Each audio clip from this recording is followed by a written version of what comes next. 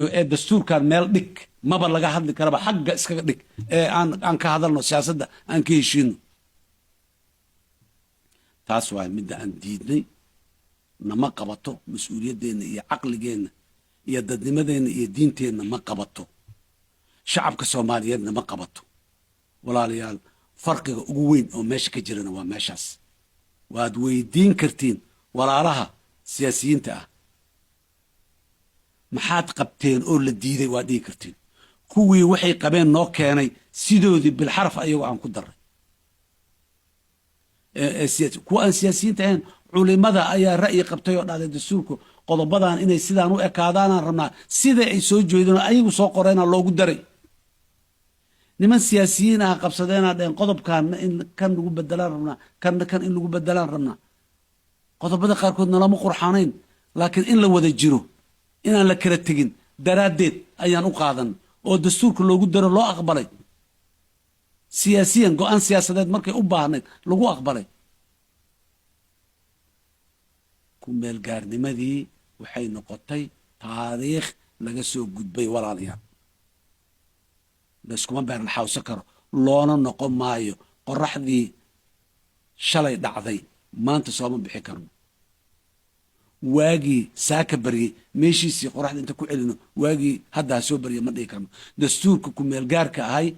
iyo ku meel gaarnimadii waa qoraxdii shalay dhacday maanta qorax cusub noo soo dhalataan joogna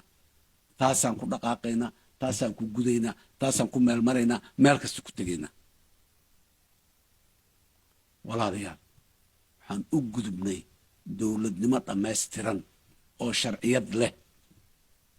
waxaan jebinay meertadii dib u eegista dhammaystirka dastuurka ee muddada dheer soo joogtay baarlamaan usii idmanayay oo baarlamaan kasta markuu yimaado wax ka qabatagaba la hakinayay oo inta la waxaynayay waxaan xaqiijinay in aanay dowladda Soomaaliya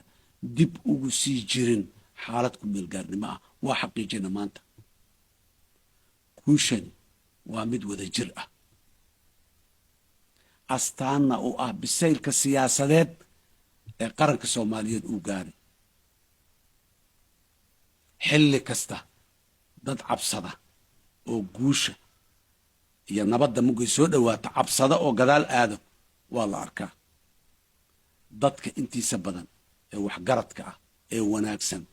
ee maxaan ku raadayay damiirka dadnimada iyo diinka leh ee dowladnimada rabo waa kuwa in hore loo socdo maalinba dowladnimada tiir lagu sii daro maalinba tiir lagu sii daro ilaa aan faceen meesha uu joogo aan soo istaagno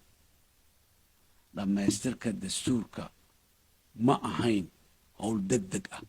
oo degdeg ku timid balse waxay